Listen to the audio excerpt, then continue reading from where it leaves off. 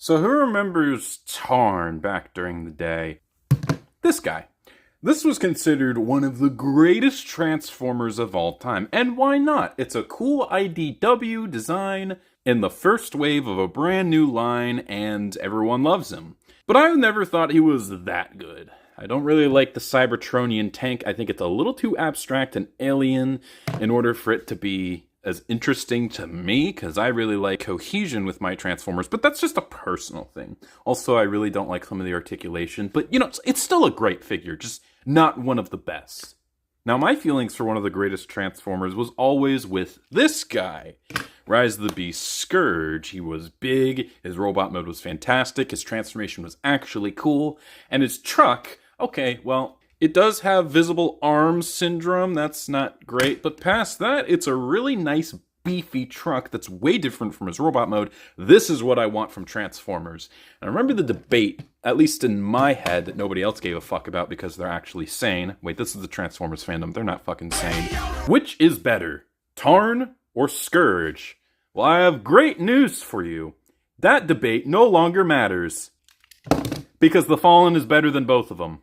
Yes, Age of the Primes, the Fallen, or Megatronus, whatever you want to call him, is a figure that pretty much everyone has been saying is really, really good, and I was very excited. I don't really have that much of a strong attachment for the character. Not that I have a problem with him, I think he's cool, but like, he's not a character that I'm in love with. He's just a decent character, but I heard he was really good, so I got him. What I wasn't prepared for, despite the numerous warnings of how good this thing actually was how impossibly good he is. Like, this guy fucks hard. So let's talk about him. So, unfortunately, we do have to start off on a little bit of a low note, because the tank mode is good. It's really good. I quite like it, but it does have some problems. Now, much like a bunch of figures in the past, he is a Cybertronian tank. However, he actually is a full-fledged tank. If you look at the actual bed of the vehicle, I don't really know the specific words for it, but it's actually full. It's a rectangle. There's so many examples of a tank that either have a very alien look to the bed, where it doesn't really remind me that much of a tank, or if we bring in another figure that's really cool, this guy, it's an H-tank, which I'm not a particular fan of these. I mean, it does look cool, but it's not as impressive because there's a bunch of gaps in it. Kind of looks like a robot mode just laying down, even if it's a really good figure like this. So I very much appreciate that the actual bed not only is fully filled out, I mean, there's a couple of holes if you look really hard, but it doesn't necessarily look like... Okay, it looks a little bit like a robot's laying down, but not really to the extent that other figures do. My main issue comes with the turret. I mean, it is a Cybertronian tank, so I'm not too surprised that it looks a little bit more alien than our turrets on our tanks in our world. But my main issue is the functionality, because you can move it up and down. However, the connections are not very good, because there are technically 3 different joints. One right here, and one right here. So, I mean, you can do that. That looks terrible. I really wish there was a connection here. And the weird thing is, there's like little sections that stick out, and they very easily could have added a little hole right here so you could plug it in both the back and the front, and that would have fixed this figure's one major problem. So then when you move the turret up and down, it actually moves consistently, because it does move, but that's no good. It's just terrible. Past that, though, it's a nice, big, cool-looking tank, and I really like how much different it looks from the robot mode, which we will talk about in just a second. There's not much more to discuss, so I guess we could talk about weapon storage, because I kind of do like it. Of course, he does come with his flame accessories, which is really cool in robot mode. I really should have started with robot mode, but I always start in vehicle mode for reasons. I like saving the robot mode for last. You can do that. I mean, it's okay. It gives the illusion of it being on fire a little bit, but it's just a little unnatural, but only a little bit, not really that much. But then with the rest of his weapons, because he does come with a lot of shit, you can combine it to make this really cool lance. And it just plugs it in very satisfyingly here. Not only do you plug this right here, but there's also a tiny little notch that actually does pop into place. And yeah, that does make the tank actually look even cooler. I very much appreciate that, although I'm pretty sure I put it upside down. Oops. Yeah, this doesn't really look phoned in at all. It just makes the tank look that much cooler. I appreciate this a lot in comparison to like Bludgeon, who just has the sword sticking out and it kind of looks like shit. This doesn't. Okay, so for some comparisons, here's again Tarn. You can kind of see the different takes on a Cybertronian tank. And I am aware that this is technically accurate to the character. It's just personally not my thing. Whereas this is obviously Cybertronian. However, it actually looks like a fucking tank, so I very much like it. Again, here he is with another fellow leader class, Scourge. And I just like how this tank and truck that aren't Megatron and Optimus look. They're both huge. They both look awesome. And again, here is Armada Megatron. Mr. T, why aren't you using the Siege Megatron? You should use the Siege Megatron. Okay, number one, I don't like G1 Megatron that turns into a tank. It feels very hacky and phoned in, whereas this version of the character's tank mode feels a lot more intended. Not to mention, he's bigger, I think he looks cooler, and he's also not yellowing, so... Here is another leader class. This is the Studio Series 86 Optimus, technically Commander, but that's only because of the extra trailer. The figure itself is very much obviously a leader figure. And finally, the only other figure that I could be fucked to get from Age of the Primes, we got Armada Red Alert. So tank mode has a couple of problems, but hey, it's still really good, and this is the last time I will be complaining about this figure to this extent, because from here on out, it's all amazing news. Starting with one of the best transformation sequences I've ever experienced.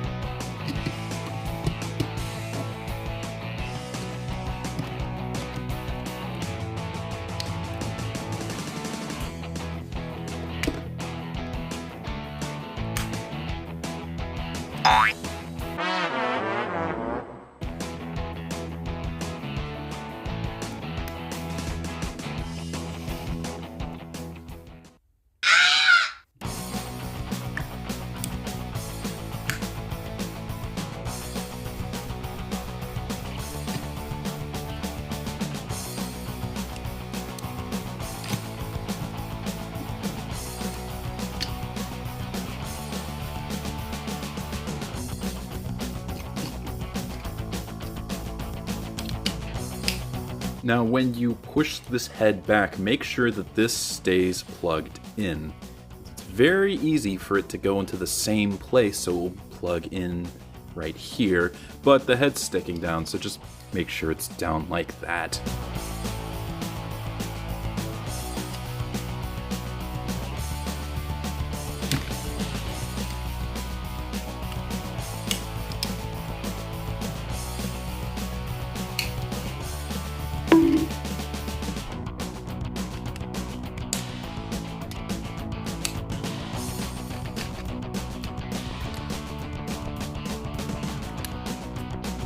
Getting this tab out is kind of difficult at first. I recommend you use your pointing finger and just kind of force it that way. That's the best grip that I've found.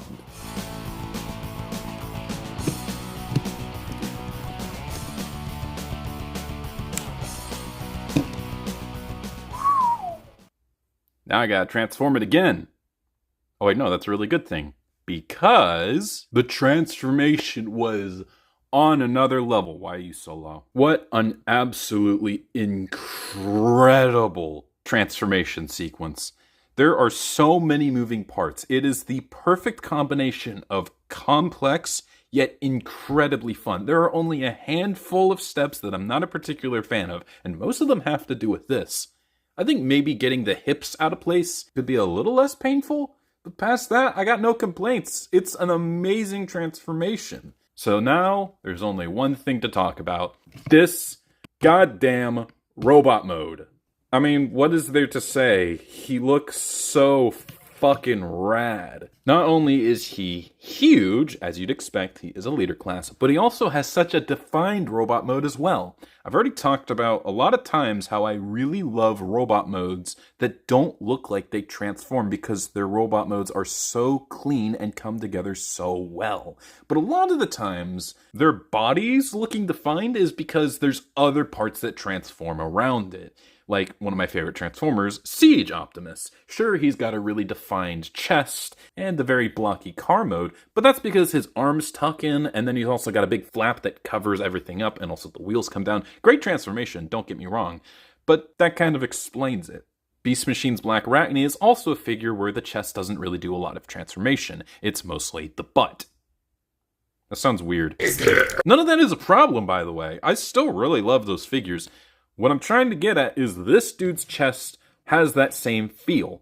Granted, it does stick out just a little bit, but I can easily forgive that because this entire chest not only transforms, but did you see that shit? Transforms a fucklot. That just makes this figure so impressive. Really, the only kibble are these back pieces, but they are so clean they don't even look like kibble. From beginning to end, this figure is just so impressively clean. And considering how crazy his transformation is in conjunction with it, oh my fucking god, this thing's stupid. Let's take a look at that head sculpt. It is absolutely beautiful. The funny thing is, I compared this guy with Tarn earlier. This guy looks like a combination between Tarn and his retool Bludgeon. It's such a cool-ass head sculpt. I like how he both has the faceplate, but it's got the holes like a knight, or that one guy from Dante's Inferno. He also has this cannon, I completely forget the name right now, but I think apparently it's like built out of like a supernova or like a black hole, so it's like so heavy. Most Transformers can't shoot it, and he just can because he's built different. Literally. But if you're after weapons, well, he's got a whole lot more to show. He has this weird staff. I think this is from Cyberverse or already one of those things. Anyways, he can hold it, and it looks pretty nice. And then he also has a sword that you actually have to open up his hand to plug it into place, very much like Kingdom Rodimus, one of my favorite Transformers of all time as well, and that's a pretty good look too. However, my favorite thing to do with them is to actually combine the weapons. So you just take them out of his hand, you plug it into place.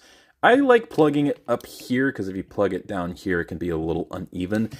That just looks so fucking cool. But fret not, that's not the only thing you can do, because once again, you can bring in the flame decals and plug it in, I believe, right here.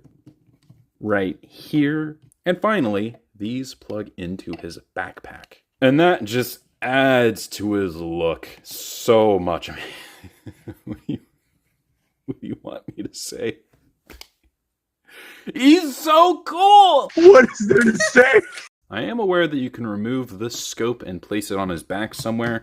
That was what I did at first, and it made the figure worse, so don't do that. As far as articulation goes, his head is on a ball joint, and a fairly nice one. It doesn't really have that good side to side, but it can look up and down a decent amount for the fact that he barely has a neck. Oh, but he actually has one. Peak. His shoulders are very interesting. Obviously, they rotate all the way around and can go out that far at a perfect T-pose. But then he has two joints for a butterfly joint, so it can go back all the way, or also, if you want, you can make it go forward all the way, pretty much. I mean, it does look a little disconnected and kind of cheating. It breaks the sculpt up quite a bit, but who gives a fuck? Who gives a fuck? Bicep swivel, as well as a decent elbow bend. Actually, a lot better than I was expecting. Cool. The ball joint in his wrist for the transformation allows for an actual swivel despite how it transforms, and as showcased, he does actually have finger articulation, which should be a mainstay on every single leader class. He has an incredible waist swivel. His legs can go forward that far as well as back that far. You can move these skirts out of the way to make them split all the way out. If you really want to be an asshole, you can use this joint so you can cross his leg. I'm sexy. He has two thigh swivels, one up here and one down here. Use whichever one you want. His knee bend is a little less impressive than his elbow bend. That's kind of unfortunate, but not really a big deal. His foot has an up and down as well as an incredible pivot. Well, it is nice that his feet can go up and down. They don't really have that much range, so he has a pretty pathetic steppy. That being said, I mean, when working in conjunction with both his hips and his ankles, this is his widest stance possible with both feet flat on the floor. I mean, they're not really flat. These don't really want to sit. There you go. There you go. That's pretty good. So as far as articulation goes, it's incredible. Every single joint is at least solid, and a lot of the joints go above and beyond. It's an incredibly fun figure to handle and to pose. So, as for some final comparisons, we're going to bring back in Tarn, as well as Scourge, and like I said, these two figures are really, really good, but it's pretty clear which one's the best. I mean, come on. Also, a lot of people say that this guy isn't a leader class. He shouldn't be $50.